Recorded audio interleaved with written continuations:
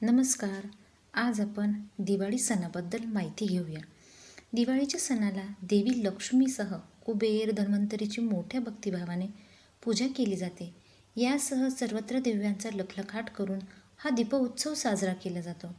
प्रभू श्रीराम वनवासात पूर्ण करून अयोध्येत परतले होते, तेव्हा त्यांच्या स्वागतासाठी उत्सव साजरा करण्यात आला. यासह लक्ष्मी कुबेरच्या कृपादृष्टीने आयुष्यात धनसंपत्तीची प्राप्ती व्हावी म्हणूनही पूजा केली जाते. अशा कथांचा उल्लेख आपण ऐकत आहे. पण तुम्हाला माहीत आहे का यामागचे कारण? विविध कालखंडानुसार दिवाळीशी संबंधित अशा अनेक कहाण्या आहेत. आज आपण या निमित्ताने दिवाळी का साजरी केली जाते या संबंधीच्या 7 कथा जाणून घेऊया.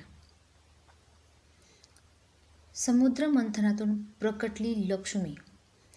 दिवाळी साजरी करण्याच्या कथा कितीही असल्या तरी या काळात पूजा केली जाते ती देवी लक्ष्मीची.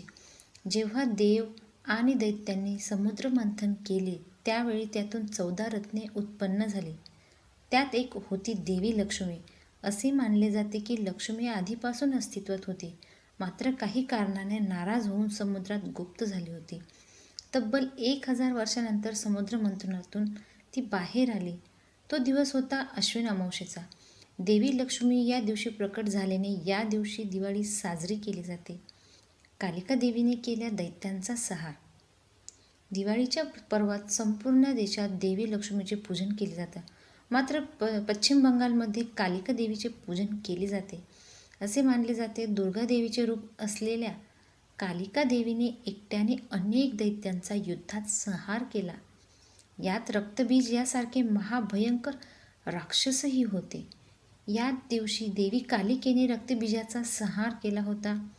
महाउपद्रवी राक्षसांचा वध देवीने केल्याने या दिवशी जल्लोष म्हणून दिवे लावण्यात आले आणि दीपावली उत्सव साजरा करण्यात आला. तिसरी, बळीराजा धर्तीवर परतला. ही कथा राजा बळी आणि वामनाची आहे. दैत्यांचा राज बळीने मोठा यज्ञ अनुष्ठान केला होता. यावर देवतांना वाटले बळीराजाचे हे यज्ञ संपन्न झाल्यावर राजा देवलोकावर अधिकार प्राप्त करेल. त्यामुळे सर्व देवतांनी भगवान विष्णूंची प्रार्थना केली. विष्णूंनी वामन अवतार धारण करून राजा बळीकडून 3 पद म्हणजेच पाऊल भूमी मागितली. केवळ 3 पावले मागितल्याने बळीराजाने होकार दिला. विष्णूंनी या 2 पावलामध्ये आकाश पृथ्वी व्यापले आणि 3रे पाऊल बळीराजाच्या डोक्यावर ठेवले आणि राजा बळीला पाताळात पाठवले. बळीराजा जरी दैत्य असला तरी त्याला प्रजेप्रती आदर होता.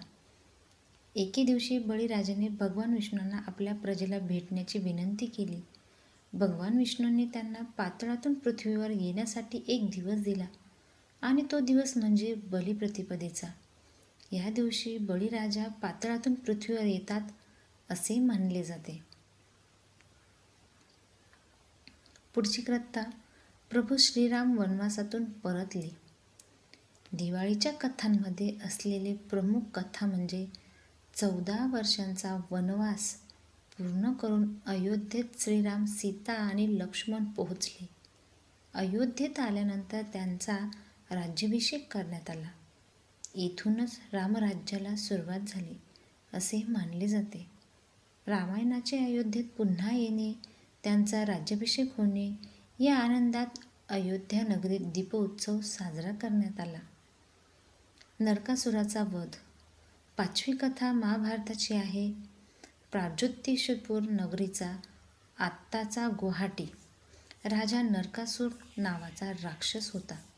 त्याने आपल्या सामर्थ्याने इंद्र, वरुण, अग्नी, वायू अशा सर्व देवतांना त्रास दिला.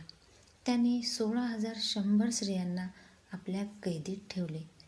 जेव्हा त्याचा अत्याचार खूप वाढला तेव्हा देव, ऋषीमुनी भगवान श्रीकृष्णाच्या आश्रयाला गेले. भगवान श्रीकृष्णाने त्यांना नरकासुरापासून मुक्ती मिळवून देण्याचे आश्वासन दिले. परंतु नरकासुराला एका स्त्रीच्या हातून मारण्याचा शाप मिळाला होता. म्हणून श्रीकृष्णाने आपली पत्नी सत्यभामा यांना सारथी बनवून तिच्या मदतीने नरकासुराचा वध केला. श्रीकृष्णाने नरकासुराचा वध केला तो दिवस होता अश्विन कृष्ण चतुर्दशीचा नरकासुराचा वध केल्याचा आनंद घरोघरी दिवे लावण्यात गेले. तेव्हापासून दीपोत्सव साजरा केला जाऊ लागला. युधिष्ठिराचा राजसूयज्ञ. पांडवांनी स्थापन केलेले राज्य म्हणजेच इंद्रप्रस्थ हे त्या काळातील सर्वात आधुनिक राज्य होते. युधिष्ठिराने या राज्यात राजसूयज्ञ केला. या यज्ञाला सर्व राजांची उपस्थिती होती. या राजसूयज्ञ आणि इंद्रप्रस्थ राज्याची स्थापना झाल्याने मोठा उत्सव साजरा करण्यात आला. भगवान महावीरांचे निर्वाण. दिवाळी पर्वात 24वे तीर्थकर भगवान महावीरांचे निर्वाण झाले होते. भगवान महावीरांच्या परमज्ञान अवस्था प्राप्तीसाठी जैन समाज दीपोत्सव साजरा करतात. अशा प्रकारे आपण दिवाळीची 7 कथा बघितल्या. आवडली असेल तर लाईक करा, शेअर करा.